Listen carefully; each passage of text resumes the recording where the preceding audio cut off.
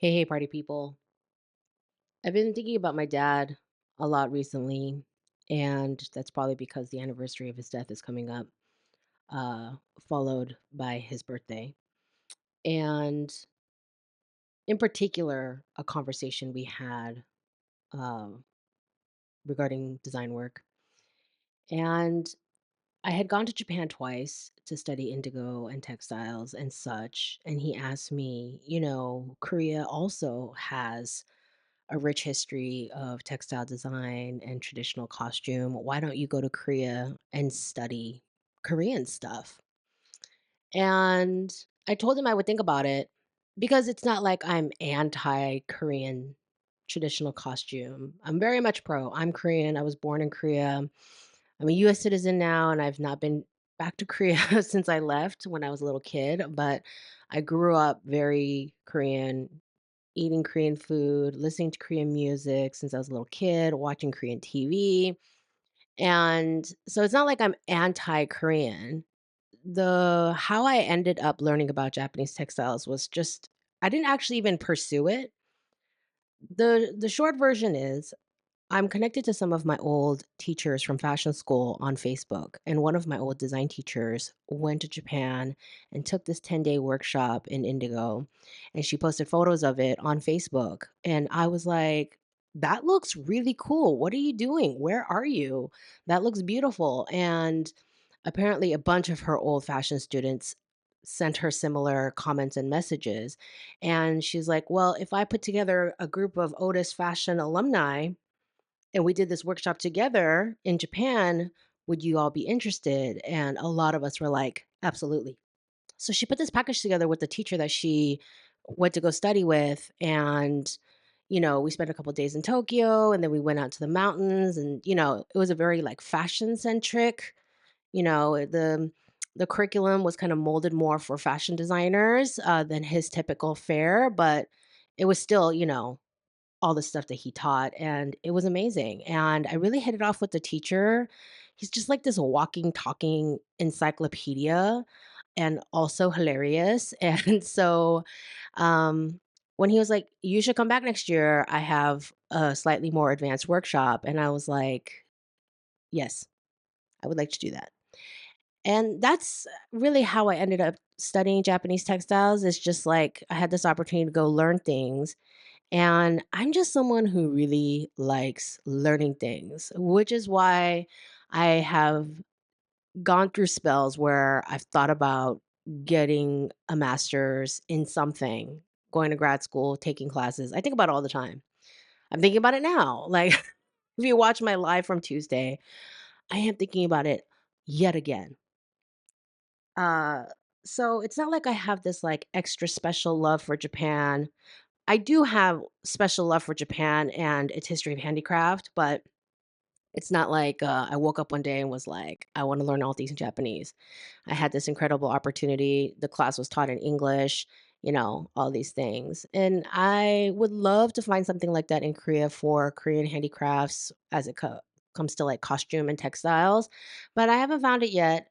Um, but yeah, growing up, this idea of like wearing Hanbok in front of Americans and also as a designer, like incorporating concepts of Hanbok, which is what we call our traditional costume, Han Korean, Pok meaning garments. Like this idea of wearing Hanbok or incorporating Hanbok into fashion design just seemed really cheesy growing up. Just seemed super cheesy. And growing up, I saw a lot of Asian designers, doing full-fledged New York Fashion Week, Paris Fashion Week shows where, they had this very like East meets West aesthetic. And I thought it was all cheesy. And I am kind of embarrassed at myself, but I also do think that it is like beyond race, culture, ethnicity, anything.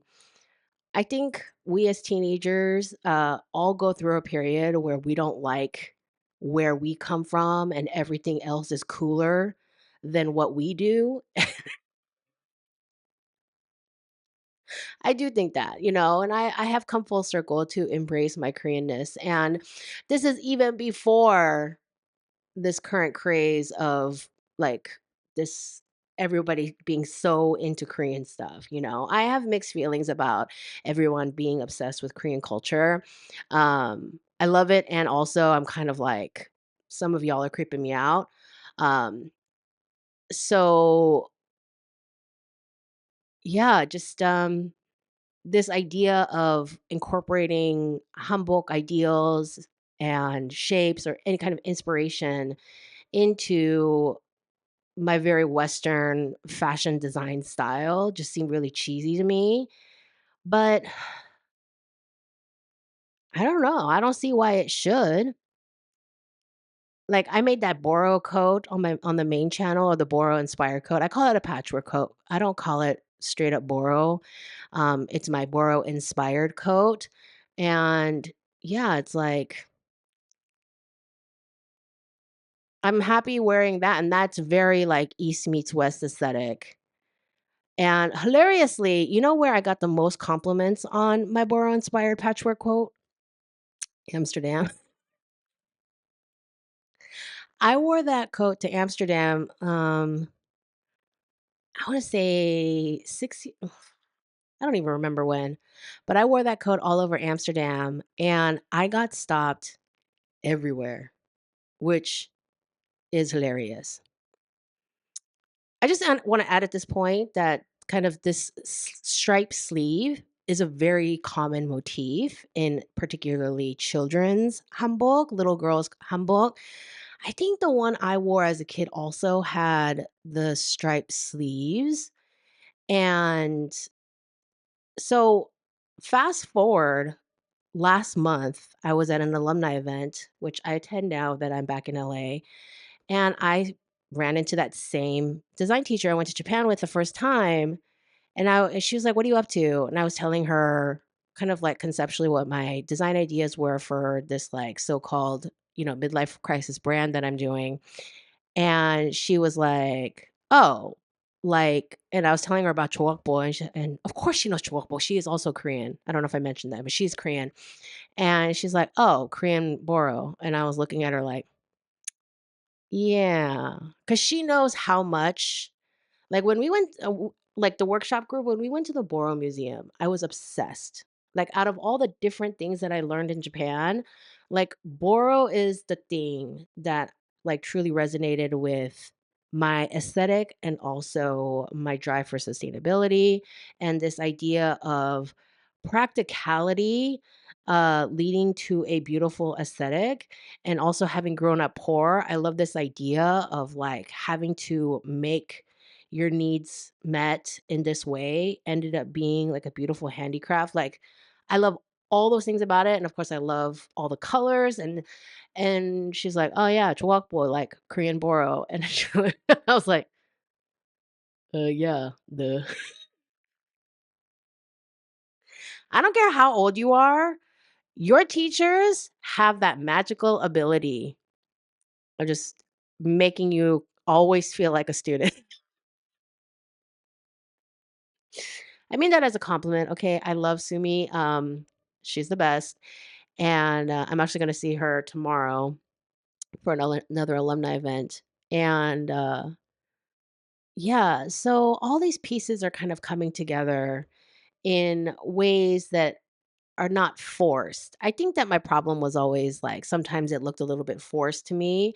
And oftentimes growing up, I preferred Asian designers whose aesthetic didn't look glaringly Asian. Like Yoji Yamamoto and Rei Kawakubo, their stuff didn't look so obviously East Miss West. Like, they didn't have Mandarin collars, and they didn't have, like, kimono sleeves on stuff. It wasn't really like, if they did, it was more abstracted and deconstructed. And, we have this new generation where people are showing more respect to Asian designers, and how you can take this kind of, like, Asian approach to design but still not make it look like traditional costume. And so I am flexing my design muscles so that my stuff looks more like if I told you what my inspiration was, you could see it, but if I didn't tell you, it wouldn't be so glaringly obvious. This last one is just a hat tip to all those super sexy Korean movies, like the historical dramas where like they're about to get it on and they take the top of the hanbok off and like she's just wearing the skirt part, but the skirt part tends to cover the breasts and kind of like hold them into place, like pre-bra era, and like her cleavage is like heaving over the top of the waistband of the skirt that's up high.